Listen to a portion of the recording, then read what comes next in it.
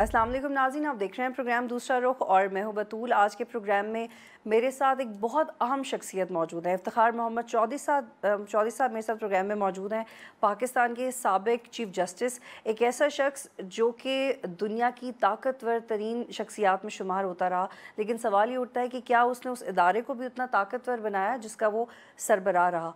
बहुत से ऐसे इकदाम किए गए इफ्तिखार मोहम्मद चौधरी साहब की तरफ से जिनको सराहा जाना चाहिए, जो सराहे जाते रहे हैं, जिसमें हम ये देख सकते हैं कि किस तरह से ह्यूमैनिटेरियन ग्राउंड्स पे डिसीजंस लिए गए, ख्वाजा सराओं के हकूक़ के लिए किस तरह से काम किया गया।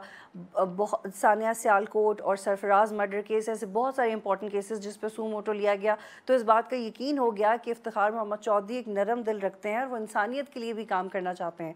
लेकिन एट द सेम टाइम उसी वक्त में ऐसे बहुत सारे केसेस थे जो नज़रअंदाज कर दिए गए, जानबूझ के, या वक्त नहीं मिला, या फिर इफ्तिखार मोहम्मद चौधरी साहब की प्रायोरिटी ये थी कि जिनको ज़्यादा मीडिया कवरेज मिले उन पे बात होनी चाहिए। ये वो तमाम सवालात हैं जो उठते हैं और इन पे आज के प्रोग्राम में हम बात करेंगे। क्या इफ्तिखार मोहम्मद चौधरी साहब एक ऐसे चीफ जस्टिस थे जिन्हें मशहूर होने का शौक़ था? एक ऐसा जुमला है जो थोड़ा तल्ख है लेकिन बहुत पूछा जाता है, ये भी पूछेंगे। क्या वो कोर्ट रूम में उन जर्नलिस्ट्स का इंतज़ार करते थे जब तक वो आ ना जाए और प्रोसीडिंग्स शुरू ना हो? इस तरह के सवालात के अलावा उनसे ये भी पूछेंगे कि क्या वो इस बात को ज़रूरी समझते थे या ये सिर्फ इल्ज़ाम है कि वो दूसरे इदारों की हदूद को वायलेट ना करें, नैब, पार्लियामेंट, एग्जीक्यूटिव या दूसरे इदारों को। एट द सेम टाइम आज के प्रोग्राम में इस हवाले से भी बात होगी जो मौजूदा सूरत हाल है मुल्क की सियासी एस्पेक्ट की, उसके हवाले से भी आज के प्रोग्राम में बात करेंगे। बहुत शुक्रिया इफ्तिखार मोहम्मद चौधरी साहब मुझे प्रोग्राम में ज्वाइन करने के लिए। पहले मौजूदा इशूज़ से शुरू करते हैं। मुझे बताइएगा कि TORs का मामला, इस पे डेडलॉक क्यों है?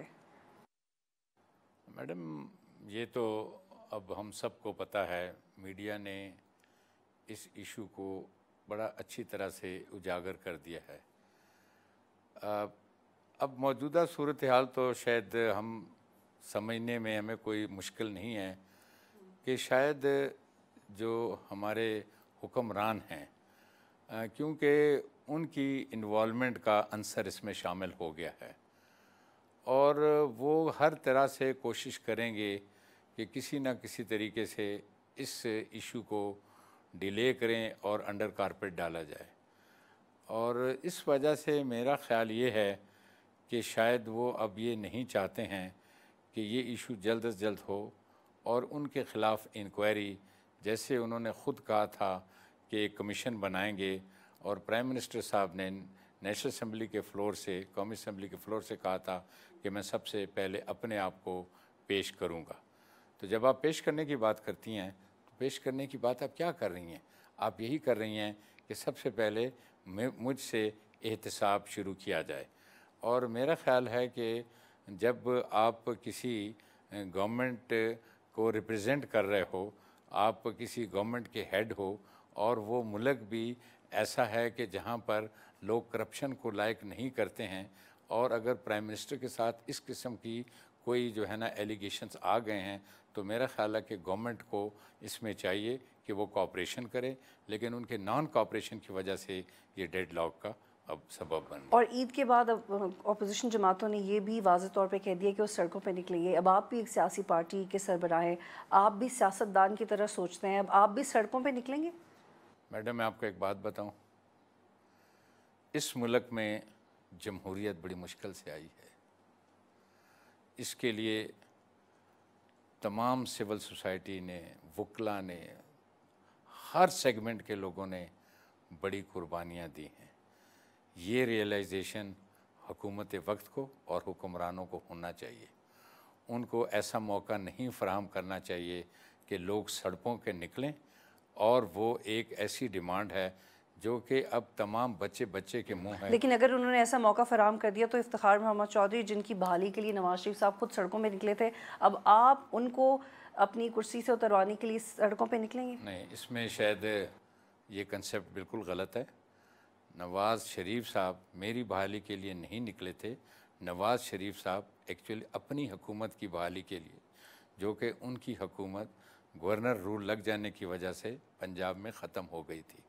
उससे पहले भी आपको याद होगा कि 15 जून 2008 को एक यहाँ पर इस्लामाबाद में लॉन्ग मार्च आई थी, उसमें नवाज शरीफ भी तशरीफ़ लाए थे, लेकिन वहाँ पर कोई रिज़ल्ट हासिल नहीं किया जा सका था। अब दूसरी बात ये है कि मैंने पहले आपसे कहा है कि हम लोग जमहूरी लोग हैं। हम ये ठीक है, जमहूरी हर पार्टी का ये हक़ है कि वो सड़कों पर निकले, लेकिन सबको एक दफ़ा ये सोचना पड़ेगा कि इस मुल्क में जमहूरियत बड़ी मुश्किल से आई है। मिसालें हमारे सामने हैं। 1977 इफ्तिखार मोहम्मद चौधरी साहब, आपकी ये बात पीपल्स पार्टी के मौक़िफ़ से बहुत मैच करती है और ये बहुत सरप्राइज़ है कि अब आप एक सियासतदान हैं तो आप भी जमहूरियत को उसी तरह डिफ़ाइन तो नहीं करें जैसे नहीं, मैं तो जमहूरियत, मैं तो वो शख्स हूँ जिसने जमहूरियत के लिए उस वक़्त के डिक्टेटर के साथ बाकायदा एक लड़ाई लड़ी है। वो जो ताकतवर शख्स था, जिसका अभी तक पता नहीं कितने सालों का इस मुल्क के ऊपर हुकूमत करने का प्लान था, अगर मुझे जमहूरियत पसंद ना होती, कॉन्स्टिट्यूशन में बिलीव ना करता, रूल ऑफ लॉ में मेरा यकीन ना होता, तो मैं इतने लोगों के साथ, आप तमाम सोसाइटी, दुनिया जहान, सब ने आपने मेरा साथ दिया, मेरी वजह से नहीं दिया। मैं तो आज रिटायर होकर घर बैठ गया हूँ, नवे चीफ जस्टिस साहब आ गए, सिर्फ इसलिए कि इस मुल्क में कॉन्स्टिट्यूशन की अमल दरामदी हो, रूल ऑफ लॉ हो, रूल ऑफ नहीं, सड़कों की बात तो है नहीं। मैं जो बात कर रहा हूँ ये मैं कर रहा हूँ कि इस मुल्क के आज हालात हैं कि आप सड़कों पर निकलें। आप क्या देख रहे हैं कि आजकल 3-4 दिन में ये तो एक क्योंकि कोई सेलिब्रिटीज़ के इश्यूज आ गए हैं, बड़ा हाईलाइट हुआ है। रोज़ाना लोगों के बच्चे या तो टारगेट किलों से मरते हैं, या भूख से मरते हैं, या खुदकशी करते हैं। क्या उनका कोई एहसास नहीं है किसी को? तो ऐसी सूरत हाल में मैं तो यही कहूँगा हुकूमत वक्त से, हुक्मरानों से, कि उनके ऊपर बड़ा सीरियस एलिगेशन है, वो इस हद तक लोगों को ना ले जाएं कि आपका अपना मुल्क का सिस्टम खतरे में पड़ जाए। लेकिन अगर इस हद तक चले गए तो आपकी स्ट्रैटेजी क्या होगी? ना फिर तो हम देखेंगे, डिसाइड करेंगे, क्योंकि हम तो वो लोग हैं कि जो कि हमेशा रूल ऑफ लॉ में बिलीव करते हैं। लेकिन आपके साथ कौन है? आपके साथ कितने लोग हैं आपके नहीं, हमारे साथ आप जितने कहें हमारे साथ तो लोग बज़ाहिर वकला भी आपके साथ नजर नहीं आते। नहीं, क्यों? हमारे साथ सारे तो वकला ही। आपके एक नाकिद ने कहा कि 1% लोग भी आपके साथ नहीं है, 1% वकला भी देखिए, आप आपके हमारी साथ पॉलिटिकल पार्टी को बने हुए अभी सिर्फ 6 मंथ्स भी नहीं हुए हैं, और आपको ये यकीन करना चाहिए कि हमारी तमाम ऑल ओवर पाकिस्तान में ऑर्गेनाइजेशनल वर्क है और मेंबरशिप है, और वो ये पार्टीज हैं जो बात करती हैं, इनको बने बने 40-40, 50-50। तो फिर आप वोट डालने क्यों नहीं जाते? नहीं, मैं वोट डालने गया था ना, कोयटे गया था ना, कोयटे गया था। सुप्रीम कोर्ट बार एसोसिएशन की जब इलेक्शंस होते हैं तो वोट लाइकिंग डिसलाइकिंग, आपके कोई कैंडिडेट है आप पसंद नहीं करते हो, और लेकिन ऐसे ये हसीन इत्तेफाक है कि 2013 से लेके 16 तक आपने वोट ही नहीं डाला कि आपको कोई कैंडिडेट ही पसंद नहीं आया। नहीं, 2013 के बाद तो मैं रिटायर हुआ था दिसंबर में, और उसके बाद जो इलेक्शन होते रहे ना, ये बाहर की पॉलिटिक्स डिफरेंट होती है नेशनल पॉलिटिक्स। आपके नाक़िदी कहते हैं कि आप डरते हैं कि वहाँ पे कोई आपको रिएक्शन का सामना न करना पड़ जाए, क्योंकि वकला बरादरी होगी, कुछ ऊंच नीच ना हो जाए, इसलिए आप जाते नहीं हैं। ऊंच नीच से मुझसे ज़्यादा फेस करने वाला अल्लाह की मेहरबानी से कोई नहीं है। तो फिर अगले साल और थोड़े दिनों में देखिएगा, कभी कोई मौका मिला मैं ज़रूर सुप्रीम कोर्ट जाऊंगा। मौके का इंतजार करने की क्या जरूरत है? इलेक्शंस में चले जाइएगा। नहीं, इलेक्शन में लड़ नहीं सकता हूँ। लड़े मत वोट डालने तो जाए, मैं तो आपके वोट डालने की बात जब वो देखेंगे कि हमारे मतलब वो उसमें आएंगे और हमारा नाम रोल होगा उसमें वोटर्स लिस्ट में। अभी तक मेरे ख्याल वोटिंग लिस्ट में मेरा नाम नहीं दर्ज। अच्छा, मुझे ये बताइएगा कि आपने ये भी कहा कि आप नवाज शरीफ को डिस्क्वालीफाई करने के लिए भी तैयारी कर रहे हैं, तो वो आपने किस हद तक तैयारी की है और उसका क्या करना है? मैंने पहले भी उस रोज़ मेरे प्रोग्राम में वो जो आए थे एक एंकर पर्सन साहब, मैंने उनको भी बताया था कि ये अब इस किस्म का इशू हो गया है कि जो नवाज शरीफ है वो हमारे मुल्क का प्राइम मिनिस्टर है। जो प्राइम मिनिस्टर है वो 20 करोड़ अवाम का अमीन है। ये वो सिर्फ वो नहीं जिन्होंने इनको वोट दिए, ये सिर्फ वो आदमी है कि जिसको अब सारी रिप्रेजेंटेशन करनी पड़ रही है इस मुल्क की। आज आप देख लें, बच्चे बच्चे के मुंह पर है। अभी आप देख लें 48% जो एक सर्वे हुआ है 2-3 दिन पहले, लोगों ने डिमांड किया है कि नवाज शरीफ का एहतसाब होना चाहिए तो हमें ये था कि अपने एहतसाब के लिए खुद आ जाते। 48% लोगों ने कहा है कि इनका एहतसाब होना चाहिए। उस सिलसिले में इसलिए कि ये अमीन है। जब एक आदमी अमीन होता है उसकी बड़ी जिम्मेदारी होती है, और इसलिए मैं ये चाहता हूँ कि क्योंकि कॉन्स्टिट्यूशन में प्रोविजंस हैं, उस कॉन्स्टिट्यूशन को प्रोविज़न के नीचे डिस्क्वालीफाई हो सकते हैं। बाकी डिस्क्वालीफाई करना तो उन अदारों का काम होगा जिसके पास हम जाएंगे। ऑप्शन भी मैंने अपने बता दिए हैं, तो इसलिए मैंने कहा कि तो उसमें आपकी प्रायोरिटी क्या होगी? आपने इलेक्शन कमीशन का बोला था, कोर्ट का वो अब हम देखेंगे, डिपेंड करेंगे कि जिस किस्म की हमें वो मिलेगा मटेरियल कि कौन जो है ना ज़्यादा इसको हमें इफ़ेक्टिव रिलीफ दे सकता है। ठीक है, चौधरी साहब ये बताइएगा कि अगर आपको ये मामला देखने पड़ते तो क्या आप पनामा लीक्स के हवाले से सू मोटो एक्शन लेते? नहीं, वो इन्होंने तो वहाँ तो पनामा लीग में सू मोटो सेक्शन लेता अगर मुझे कोई अप्रोच ना करता। हुकूमत वक्त ने तो खुद हमारी सुप्रीम कोर्ट को अप्रोच किया है और चीफ जस्टिस ने बड़ा वाजबी और बड़ा सही जवाब लेटर लिखकर उनको भिजवा दिया है। और अगर वो ना लिखवाते तो मुझे उम्मीद है कि ये चीफ जस्टिस साहब की करप्शन के डेडली अगेंस्ट है। इन्होंने कोई ना कोई, लेकिन वो आपको फॉलो करते हुए दिखाई नहीं दे रहे। वो तो हर किसी का अपना अपना फिर ना ये कर रहे हैं ना इससे पिछले वाले कर रहे थे। नहीं, वो परसेप्शन होता है। परसेप्शन नहीं, प्रैक्टिकल बात कर रही हूँ मैं। नहीं, इसमें कोई 4 सू मोटोस की एग्जांपल दे दें चौधरी साहब, प्लीज दे दीजिए। अभी इन्होंने कोई 3-4 दिन पहले क्वेटा के एक हॉस्पिटल का सू मोटो लिया। उससे पेशतर इन्होंने और कोई कराची में जो हमारा ये जो केस चल रहा है था लॉ एंड ऑर्डर का, उसमें सारे सू मोटो पर ये काम कर। लेकिन उनका रिकॉर्ड एक साल में 405 से 90,000 नहीं हो गया जैसे आपका था। लेकिन वो इसलिए था कि लोगों को बेनिफिट पहुंचाने की बात थी और इसलिए ये अपना अपना परसेप्शन होता है। लेकिन लोगों को बेनिफिट तो नहीं हुआ।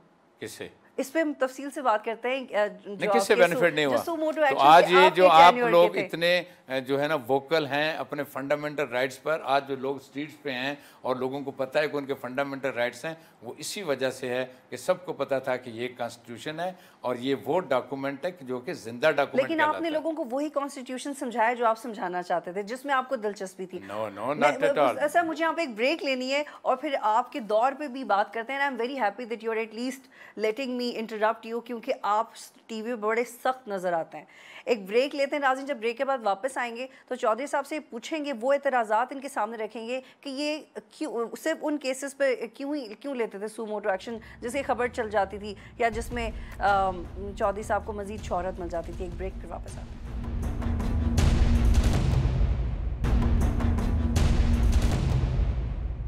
प्रोग्राम में खुशामदीद नाज़रीन। चौधरी साहब, आपने कहा कि आपको फॉलो कर रहे हैं लेकिन उस फ्रीक्वेंसी से तो फॉलो नहीं कर रहे और वो जुडिशल एक्टिविज्म तो देखने में नहीं आ रहा। ना तसद्दुक हुसैन जिलानी साहब हेडलाइंस में आते थे, ना मौजूदा चीफ जस्टिस साहब उस फ्रीक्वेंसी से जिससे आप आते थे। ऐसा सिर्फ वजह ये थी कि हमारे वक्त में हमने एक ह्यूमन राइट्स सेल कायम किया हुआ था, उसमें तमाम केसेस एग्जामिन होते और उसमें भी एक भी रिक्वेस्ट नहीं आती सर, एक भी रिक्वेस्ट नहीं आती। एक दिन पहले की खबर है, वो आपने ऐसा सेल बनाया कि जिसको अब लोग याद भी नहीं रखते, शिकायत ही नहीं लगाते। नहीं, वो शायद इसलिए होगा ना कि शायद उनको ये होगा कि हमने रिक्वेस्ट भेजी है तो कोई उस पर अमल नहीं हुआ, लेकिन मेरे वक्त में अमल होता था। मैं आपको सिर्फ बता रही हूँ कि वो परसू नहीं हुआ। जो आप एग्जांपल्स छोड़ के गए वो परसू नहीं हुआ। मिसिंग पर्सन्स का केस परसू नहीं हुआ सर, एनआरओ का केस परसू नहीं हुआ। वो 8,000 बेनिफिशरीज को किसने देखा? आप जरा प्लीज बताइए। आप सुने तो वो 8,000 बेनिफिशरीज थे, तमाम के केस रीओपन हुए, उनके केसेस बाकायदा अदालतों में गए।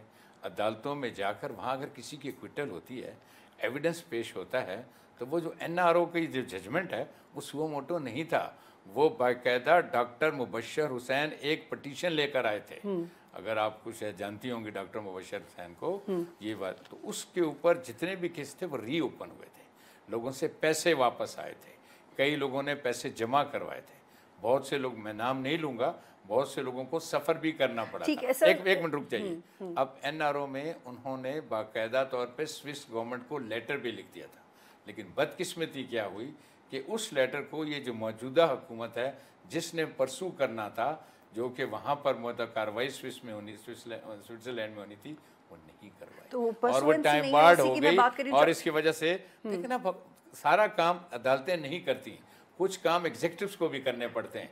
ये एग्जीक्यूटिव कौन है? ये मौजूदा। अच्छा, मुझे बताएं, मीडिया रिपोर्ट्स को देख के आप केस चूज करते थे, आपका क्राइटेरिया क्या होता था सू मोटो एक्शन लेने का? मुझे आप एक मिसाल दे दें, आपकी भी स्टडी जरूर होगी, आप तशरीफ लाई हैं, कि कौन से केस पे मीडिया रिपोर्ट पर कोई हमने सू मोटो, या आप पे एतराज है, आप उसको कैसे जस्टिफाई करेंगे? एतराज करने वालों पर तो पैगंबरों पर भी करते हैं।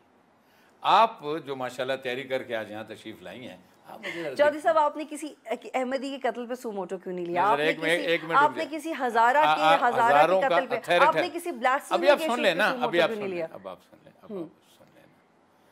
जितने बलूचिस्तान में कोयटा में हज़ारा लोग अहले तशीश शहीद हुए, उन तमाम के केसेस मैंने सुने। यहाँ तक कि ख़वातीन मेरी कोर्ट में पेश होती थी जब मैं कोयटा जाता था। वहाँ से जितने बलोचों के हुए वो सारे मैंने केस वहाँ पर किए, और इसी तरह तमाम और केसेस। लेकिन आपके पास तो जुरिस्डिक्शन नहीं, थी जुरिस्डिक्शन ना, तो आप फिर तो फंडामेंटल राइट्स और पब्लिक इंटरेस्ट को वो एड्रेस कर वो सकते जो आप थे जंप ना। नहीं कर सकते हैं ना। मेरी तैयारी आपसे बहुत कम है, लेकिन थोड़े नहीं, से एक- सवाल हैं जो एक आम शहरी की हैसियत से मेरे जहन वो में जो जरूर एक है। आम शहरी है ना, उसको ये कम से कम जानना चाहिए कि अगर उसका केस ऑलरेडी किसी कोर्ट में चलने लग गया है ना, उसमें नहीं होगा। आप देखें, हमारे पास सरफराज शाह के केस की आपने बात की, कहीं नहीं चल रहा था उसका केस। उसके बाद और भी केसेस आए, कहीं नहीं चल रहे थे। आपको पता है सरफराज शाह के केस में एक आईजी और उस वक्त के इंस्पेक्टर, वो जो डीजी रेंजर्स थे, उनको डीजी रेंजर को कुछ दिनों के लिए घर जाना पड़ा था। वो सिर्फ इसलिए कि वो पिसा हुआ आदमी था, गरीब आदमी था, वो किसी गरीब आदमी का बच्चा था, उसको कोई पूछने वाला नहीं। लेकिन उसके साथ ही साथ और ऐसे केसेस हैं बहुत से जो चले, वो चल रहे हैं, उसमें सुओ मोटो नहीं होता। सुओ मोटो क्या होता है मैं आपको बताऊं, एक हमारे यहाँ आर्टिकल 184 उसका सब आर्टिकल है 3, उसके नीचे होता है। ठीक है, लेकिन उस पे एतराज, उस आर्टिकल में ये है कि आप पब्लिक इंटरेस्ट और फंडामेंटल राइट्स को एड्रेस करेंगे। आप पे ये एतराज़ है कि जब आपने फॉर एग्जांपल मेमो गेट का केस पे किया, जब आपने अरसलान इफ्तिखार केस पे किया, तो उसमें आपने पब्लिक इंटरेस्ट के हवाले से भी अपनी पोजीशन को 6 माह में 3-4 दफ़ा फ्लक्चुएट किया, या आप पे एतराज़ है? और मेमो गेट को आपने किस तरह फंडामेंटल राइट्स और पब्लिक इंटरेस्ट से रिलेट कर दिया, जबकि वो एक पॉलिटिकल डिस्प्यूट था और उसका ताल्लुक एक फॉरेन कंट्री से था? आपकी रेलेवेंस इनकंसिस्टेंट है, ये आप पे इंटरनेशनल कमीशन ऑफ जूरिस्ट का एतराज़ है। आप वो ठीक कहती होंगी आप, लेकिन आपको पता है मेमो गेट क्या चीज़ था? पाकिस्तान के न्यूक्स पे कॉम्प्रोमाइज़ हो रहा था, और इसको सब्सटेंशिएट करने के लिए उस वक़्त के जो सिपा सालार थे, उन्होंने फॉर द फर्स्ट टाइम कभी इस मुल्क की हिस्ट्री में हुआ कि उन्होंने एफिडेविट दाखिल किया था और कहा था ये थी। और उसके अलावा फिर हमने ख़ुद इसको अपनी हद तक नहीं रखा, हमने 3 चीफ जस्टिस पर मुश्तमिल, जिसमें एक चीफ जस्टिस बल्कि 2, तीनों चीफ जस्टिस इंसिडेंटली आजकल सुप्रीम कोर्ट में एक कमीशन बनाया। आप कमीशन की रिपोर्ट मैंने पब्लिक की, आप जाकर ज़रा मैडम उसको तो पढ़ें, देखें इस मुल्क के साथ ज़रा सी भी कोई कंप्रोमाइज़ कोई नहीं होने देंगे। वजह यह है कि न्यूज़ को अगर आप ना एतराज़ को छोड़ो ना, इस मुल्क की एतराज़ को नहीं छोड़ सकते सर, मैं तो आप मेरा काम है आप बात तो सुन लेना, आप पहले बात तो नहीं सुनते ना, बात सुने। आपका क्या ख्याल है कि हम लोग या आप लोग जिस मुसीबतों से इस मुल्क को हासिल किया है, इस पर आंच आने देंगे?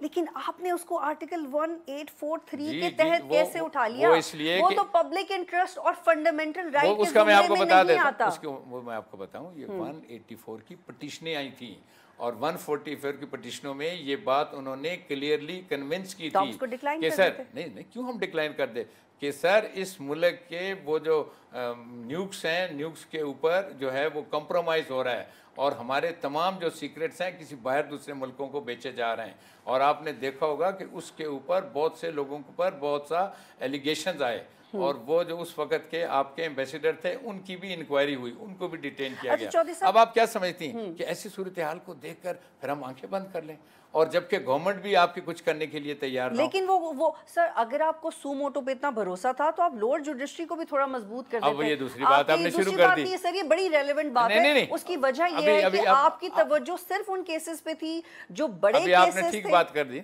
अभी आप ठीक बात पर आ गए। ठीक है, बड़े केसेस जरा ठहरें, सर सवाल तो करने दीजिए। नहीं सवाल आप कहोगे, जो इस मुल्क में करप्शन, इस मुल्क की इंटेग्रिटी, इस मुल्क की सिक्योरिटी, इस मुल्क के लोगों के फंडामेंटल राइट्स, उस पर तो कोई कॉम्प्रोमाइज था ही नहीं।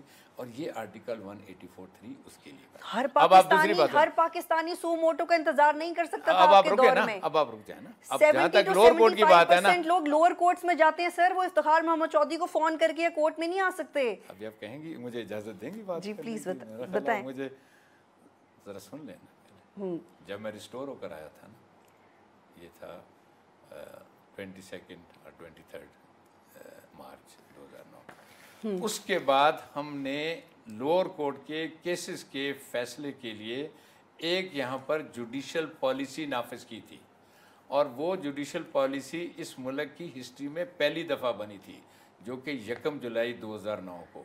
उसके नीचे हमने तमाम लोअर कोर्ट के केसेस को बतदरीज फैसले करवाए, तो और हमने 1 मिनट बात सुने, और उसमें हमने स्टैंडर्ड लेट डाउन किए कि अगर आपने किसी की कस्टडी का बच्चे का केस है 6 महीने में, रेंट का केस है 6 महीने में, बेल का केस है 5 दिन के अंदर डिसाइड करें, मर्डर केस है 1 साल से ज्यादा लगाए। और अल्लाह की मेहरबानी से हमने, अभी मेरे पास फैक्ट्स एंड फिगर नहीं है सर, मेरे पास हमने है। ऑब्जेक्ट अचीव किए। सर मेरे पास है। हाँ बताइए। वो आपका जब टेन्योर खत्म हुआ 1.7 मिलियन केसेस पेंडिंग थे, आपने नहीं, कहाँ पर पेंडिंग थे? कोर्ट्स में, लोअर कोर्ट्स और सुप्रीम कोर्ट में पेंडिंग थे। पूरे मुल्क में 1.7 मिलियन केसेस पेंडिंग थे। अगर आपके पास as a chief justice capacity नहीं थी सिस्टम को रन करने की, आपको क्या ज़रूरत थी अपने अंडर जुडिशरी को अलाउ करने की वो इतने केसेस ले? आपने 86 सू मोटोज दिए मार्च 6 2013 तक, उसमें से 53 को डिस्पोज कर दिया, 33 उस वक्त तक पेंडिंग थे। और मेरे पास हज़ारों के फिगर्स हैं जो पूरे पाकिस्तान में केसेस पेंडिंग हैं। पाकिस्तान की आबादी कितनी है? 20 करोड़। और लोगों की, जब आप लोगों को ट्रस्ट होता है तो वो जुडिशरी की तरफ आ जाते हैं। आप 1.7 बता रही हो ना, जो कि 17 लाख हुए। और सुप्रीम कोर्ट में जब मैं छोड़कर आया था मेरे ख्याल 16 या 17 हज़ार कुछ केसेस थे। सुन ले, 1.6 मिलियन आपकी अपनी स्टेटमेंट है मेरे पास। जब आप जा रहे थे 1.6 मिलियन वो थे आपके तमाम जाने ऑल के ओवर साथ पाकिस्तान 1.7 में, वो मिलियन। ऑल ओवर पाकिस्तान में मैडम, वो आप, मैं भी ऑल ओवर पाकिस्तान की, आप डिस्टिंक्शन करें ना। मैं ऑल ओवर पाकिस्तान की बात कर रही हूँ। तो ऑल ओवर पाकिस्तान का आप देख लें, सबसे ज़्यादा पॉपुलेशन, उसके बाद दूसरे सूबों की पॉपुलेशन, ये एक सब जो होता है ना क्लास 2 सिविल जज, उसकी कचहरी से लेकर जहाँ पर अगर आपने किसी को पत्थर भी मार दिया है और किसी के अगर आपने जो है ना 200 रुपये भी देने हैं। लेकिन आप एक आम चीफ जस्टिस नहीं थे, आप एक बहुत ताकतवर चीफ जस्टिस थे। आप जहाँ वॉक करके भी जाते थे तो वहाँ का इम्पैक्ट होता था। अगर आप लोअर कोर्ट्स में जाते, वहाँ पे रिफॉर्म्स करने का सिर्फ कह देते तो उस पैगाम को तो बहुत फिर इस पे आप एक चीज और भी स्टडी कर लेती। लेकिन आपने नहीं कहा। लेकिन आपने हमने किया, ये बात आप गलत कह रही। आप फिर इस बात को भी स्टडी कर लेती हैं कि 1.7 तो आपको मिले, इससे पेशतर हमने डिस्पोज कितने किए, और इतने सालों में मेरा ख्याल है कि इससे कहीं डबल ट्रिपल केसेस डिस्पोज हुए। पाकिस्तान का सबसे ताकतवर चीफ जस्टिस, जिसको 5400 लोगों ने गिरफ्तार होके बहाल करवाया, एक दफ़ा नहीं दो दफ़ा आपने मुश्किलात सही, जो दुनिया भर में मशहूर हुआ। लेकिन जब वो गया तो लोअर कोर्ट्स कमज़ोर थे। एक आम शहरी का केस जो 1975 से चल रहा है वो 2013 तक नहीं, 195 वाला कोई केस नहीं होगा। केसेस बिल्कुल ऐसे केसेस हैं। एक आधा कोई केस होगा, लेकिन मैं आपको बताऊं। और तो आप ये चेंजेस, आपने रिफॉर्म्स नहीं की। ओवरऑल बहुत रिफॉर्म्स हमने की। बता दीजिए। आज रिफॉर्म्स की रिजल्ट है कि कोर्टों में जजेस की तादाद बढ़ी है। आज रिफॉर्म्स का रिजल्ट है कि क्विकली केसेस डिसाइड होते हैं। आज रिफॉर्म्स का ताल्लुक है कि हर आदमी को अपने राइट्स का पता। सर मैं वो लोग जिन्होंने आपकी गाड़ियां चलाई बहाली के वक्त, वो लोग जो आपकी टीम में शामिल थे, आज वो आपके साथ नहीं हैं, आप पे बड़ा एतराज़ करते हैं। उनके कुछ कमेंट्स हैं जो आप तक पहुंचाना चाहती हूँ। उनका ये कहना है, नाम लिए बगैर, क्योंकि आप भी कहते हैं कि मैं नाम नहीं लेता, उस पे भी, उस पॉइंट पे भी आएंगे, कि आप पॉलिटिकली सिग्निफिकेंट केसेस लेते थे। रजिस्ट्रार ऑफ सुप्रीम कोर्ट ने कभी भी अलाउ नहीं किया ऑडिटर जनरल ऑफ पाकिस्तान को कि वो देखे कि कोर्ट्स के फंड किधर जा रहे हैं। अभी दो बातें ज़रा मुझे जवाब देने दें। ठीक है। सबसे पहले तो ये बिल्कुल वो गलत बात कहते हैं कि पॉलिटिकल, कोई पॉलिटिकल आप केस देते हैं। वैसे आपका कॉन्स्टिट्यूशन सुन लें ना, आप सुन लें। जी जी मैं सुन रही हूं। आपका कॉन्स्टिट्यूशन खुद एक पॉलिटिकल डॉक्यूमेंट है। अब दूसरी बात है, जहाँ तक रजिस्ट्रार की बात है, वो कॉन्स्टिट्यूशन उसको मना करता है। ठीक है चौधरी साहब, यहाँ पे मुझे एक ब्रेक लेनी है। नाज़रीन, जब ब्रेक के बाद वापस आएंगे तो चौधरी साहब से पूछेंगे कि उन्होंने परवेज़ मुशर्रफ के जिन जिन इक़दामात को लेजिटिमाइज़ किया, क्या उस पर एम्बेरस्ड हैं या वो नज़िया ज़रूरत के तहत कर दिया था। एक ब्रेक लेते हैं, फिर वापस आते हैं।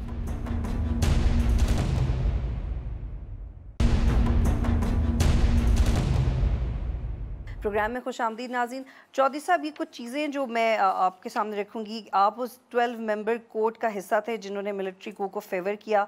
आपने पहले PCO को भी वैलिडेट किया।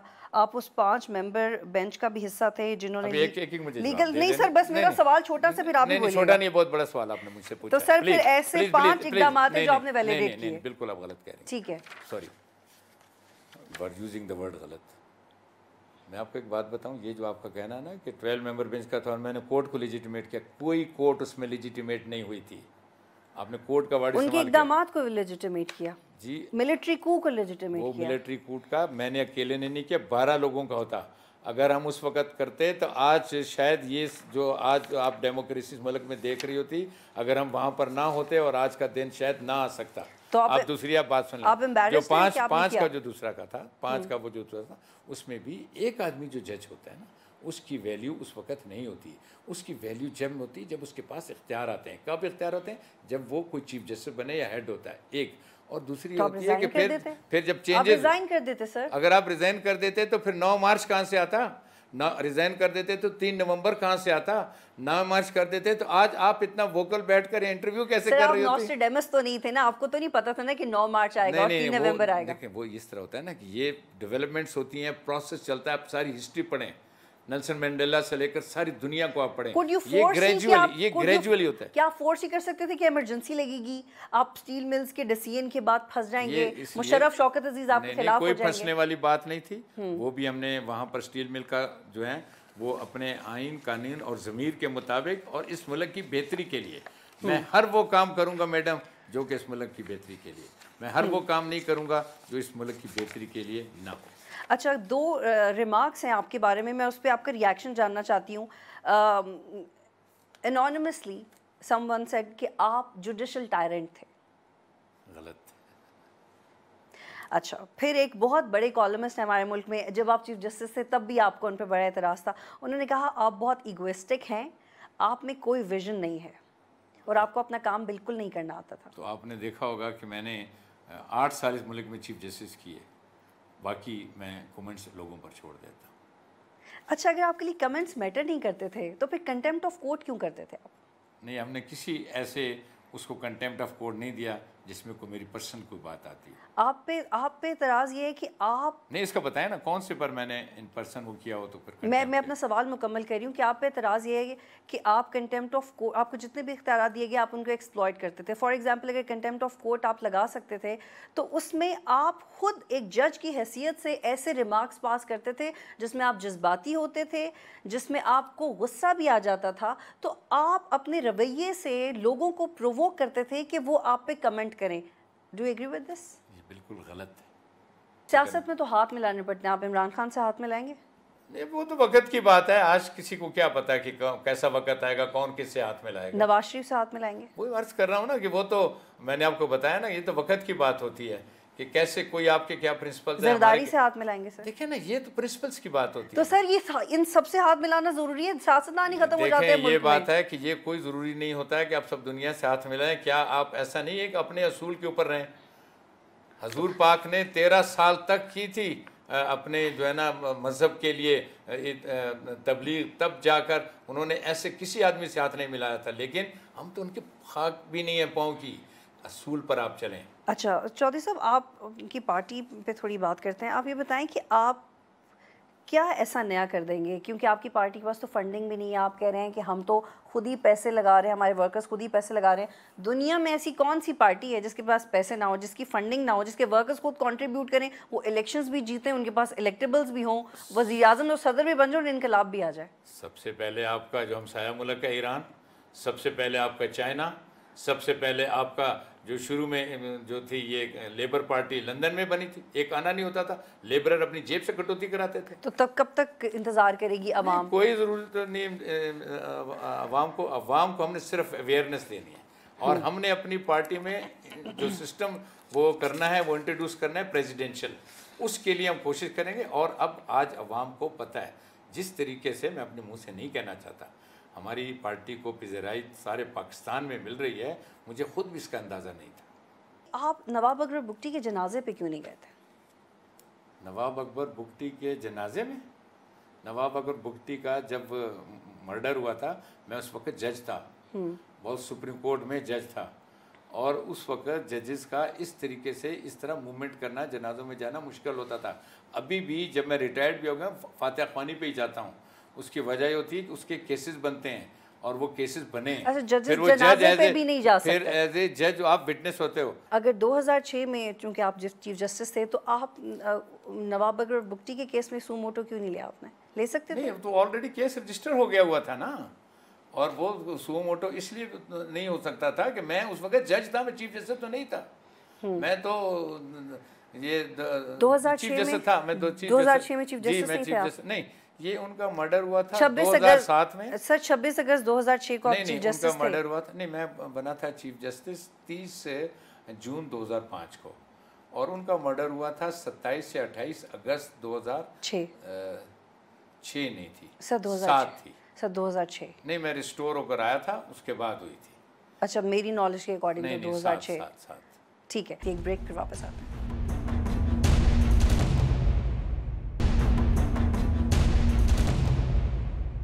प्रोग्राम में खुश आमदीद नाज़रीन। चौधरी साहब बताएं, शौकत अजीज़ ने एक किताब लिखी है जिसमें उन्होंने अपने आप को उन तमाम इल्ज़ामात से बरी-उज़्ज़मा करार दिया। जब 9 मार्च आया था, शौकत अजीज़ वहाँ पर बैठे हुए थे उस प्रेसिडेंसी के ऑफिस में जहाँ पर मुझसे इस्तीफ़ा तलब किया गया था।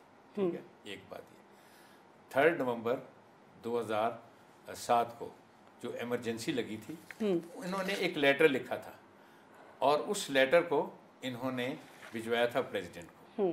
इसमें तमाम इनकी शिकायत थी जुडिशरी के अगेंस्ट, मेरे अगेंस्ट नाम नहीं था, जुडिशरी के अगेंस्ट। उसके बाद ये 3 को ये जो इमरजेंसी लगी, उसके बाद सैटरडे जो आया था, नेक्स्ट मेरे ख्याल अगले दिन सैटरडे था या शायद मंडे वाले दिन, वो 4th या 5th को इन्होंने एक प्रेस कॉन्फ्रेंस की थी। प्रेस कॉन्फ्रेंस में इन्होंने एडमिट किया था कि ये सारा काम ठीक हुआ। ये करने के बाद आप ये वो अगर ये अपने आप को लिखें कि मैं बरी-उज़्ज़मा हूँ, मेरा ख्याल है कि वो गलत कह रहे हैं। चौधरी साहब, इंटरनेशनल कमीशन ऑफ जूरिस्ट की रिपोर्ट में आपके बारे में लिखा गया कि आपने बलूचिस्तान गवर्नमेंट के बारे में जब कहा कि उनको कानूनी हैसियत ही नहीं है काम करने के लिए, वो ठीक से काम नहीं कर पा रहे, तो आपने गैर कानूनी बात की थी। इसको कैसे जस्टिफाई करेंगे? देखिए, मैं बताऊँ, वहाँ पर अहले तशी और बहुत से लोग, हंड्रेड्स में लोग मर रहे थे, लोग डेड बॉडीज लेकर बैठे हुए थे, लॉ एंड ऑर्डर की सिचुएशन इतनी ख़राब हो गई थी। तो ऐसी सूरत में जब आपका हक की हुक्मरानी ये है कि आप लोगों को प्रोटेक्शन दें, जब आप प्रोटेक्शन नहीं दे सकते तो आपको हक की हुक्मरानी नहीं। ऐसा क्यों कहा कि आपकी जान को खतरा है? आपकी जान को किससे खतरा था? नहीं, कुछ बातें हैं ना, हम ऑन एयर तो नहीं कर सकते। किससे? मिसिंग पर्सन ऑन एयर नहीं, कुछ अंडर ओथ ऐसी बातें होती हैं कि which I am not supposed to divulge. Chaudhary साहब, आप इलेक्शन कहाँ से लड़ेंगे? वो तो फिर डिसाइड करेंगे। आपका बलूचिस्तान से ज़ाहिर है मेरी प्रेफरेंस होगी। ठीक है। और 2018 में होपफुली। आपकी पार्टी में आपके अलावा कौन हैवी वेट है? नहीं, हमारी पार्टी में तो बहुत से जजेस हैं और बहुत से लोग हैं जो कि रिटायर्ड हैं। ज़ाहिर सिटिंग जजेस नहीं हो सकते, वकला हैं, सिविल सोसाइटी के लोग हैं। चौधरी साहब, आप जब वज़ीर आज़म बनेंगे तो इस बात की क्या गारंटी है कि मैं इस बात से आपसे इत्तेफाक नहीं करता हूँ, ये वक्त आने थे कि सदर बनेंगे? क्योंकि मुझे पता है आप सदारती निज़ाम के हामी हैं। नहीं, क्या बनेंगे क्या नहीं बनेंगे इसके लिए मैं कोई बात। जब आप इस मुल्क की सरबराही करेंगे तो क्या इस बात की गारंटी? पता नहीं मैं करता हूँ या मेरी पार्टी कोई और करता है। जब आपकी पार्टी इस मुल्क की सरबराही करेगी तो क्या आपके वोटर, ये सवाल हो गया ना, उधर आ गए आपकी वोट, ये क्योंकि ये आपका दिल चाह रहा है सवाल को सुनने का, तो मैंने वो सवाल कर दिया, लेकिन मुझे जवाब मिल जाएगा। आप मुझे बताएं कि अवाम को एक गारंटी देंगे आप कि फॉरेन पॉलिसी आप बना रहे हैं, सिक्योरिटी पॉलिसीज आप बना रहे हैं? नहीं, असूली तौर पर तो जो अवाम के नुमाइंदे होते हैं या अवाम के लोग होते हैं, उनका ही काम है कि फॉरेन पॉलिसी बनाएं और सिक्योरिटी पॉलिसी बनाएं। आपके दौर में बनेगी? आज भी वही बनाते हैं ना। अच्छा, आज कौन बनाता है? ये तो आपने सियासतदान वाली बात कर दी। अब आप पक्के सही सियासतदान लग रहे हैं। अच्छा, ये बात कहते हुए थैंक यू वेरी मच, आप कॉम्प्लीमेंट्स दिए आपने मुझे। ठीक है चौधरी साहब, 2 सवाल पे मुझे प्रोग्राम वाइंड अप करना है। आपके फौज के साथ ताल्लुकात कैसे रहे हैं? हमेशा बहुत अच्छे रहे। और अब? नहीं, अब तो कोई वास्ता नहीं फौज के साथ। अब तो मैं कोई ऐसी अब तो ज्यादा होना चाहिए, अब तो ज्यादा होना चाहिए। नहीं, उसकी वजह टेक्निकली अब ज्यादा होना चाहिए। नहीं, ऐसा कोई ओकेजन नहीं है ना। अब वो तो मैं एक रिटायर्ड आदमी हूँ, अपनी पॉलिटिकल पार्टी और अपनी एक्टिविटीज़ करता हूँ। अच्छा, आपको कभी थ्रेट्स नहीं आए जब आप मिसिंग पर्सन के केस पे काम कर रहे थे? इसको मैंने आपसे कहा ना कि आप हमें ओथ होती है, हमें कुछ आप छोड़ें इस बातों को। थ्रेट तो ये भी होता है कि केस पे काम ना करो। नहीं, ये कोई नहीं। अल्लाह ताला का शुक्र है, मैंने हर उस केस पर काम किया है कि जिसके ऊपर मेरे ज़मीर ने मुझे इजाज़त दी। यानी कि थ्रेट्स आते थे? जो भी कुछ था, थ्रेट्स भी आते होंगे, थ्रेट्स बड़ी बातें भी आती होंगी। अच्छा, मुझे ये बताइएगा कि क्या ये बात दुरुस्त है कि आपके नून लीग के साथ ताल्लुकात या रवाबित इसलिए भी कम हो गए या ख़राब हो गए क्योंकि आपसे शायद ये वादा किया गया था कि आपको एक्सटेंशन दे दी जाएगी या जब उनकी हुकूमत होगी तो आपको सदर के ओहदे के लिए नॉमिनेट किया जाएगा? आप सुन लेंगे, नून लीग की अभी तक हुकूमत भी नहीं आई थी। हमारे मियाँ इसरार साहब हैं president farmer supreme court Pakistan के, वो मेरे पास अपने और एक डेलीगेशन के बात है तो ये बात उन्होंने की कि सर कुछ इस तरह की बाहर की बातें हैं। अल्लाह का शुक्र है कि मेरे राइट हैंड साइड पर मेरा कॉन्स्टिट्यूशन पड़ा होता था। मैंने उसको कहा देखो इसमें क्या लिखा है, उसने कहा सर 65 ईयर्स। उसके बाद मैंने कहा मैं इसमें जो है ना 65 पर हो जाऊँगा। नून लीग का उस वक्त तक कोई वजूद ही नहीं था और ना ही नून लीग को कोई 65 को जब तक आइन ना करें मुझे कोई एक्सटेंशन देने का, और मैं क्यों एक्सटेंशन लेता। नंबर बात, ये बात गलत। और दूसरी बात आपने कहा कि मुझे सदर बनाया जाए, मुझे क्यों सदर बनाया जाए, मैं तो पॉलिटिशियन था ही नहीं। मैं तो पॉलिटिशियन 2 साल की तो मुझ पर कदगन थी, मुझे रिटायरमेंट पर कौन को प्रेसिडेंट बना था। ये भी आपकी बात दुरुस्त नहीं है।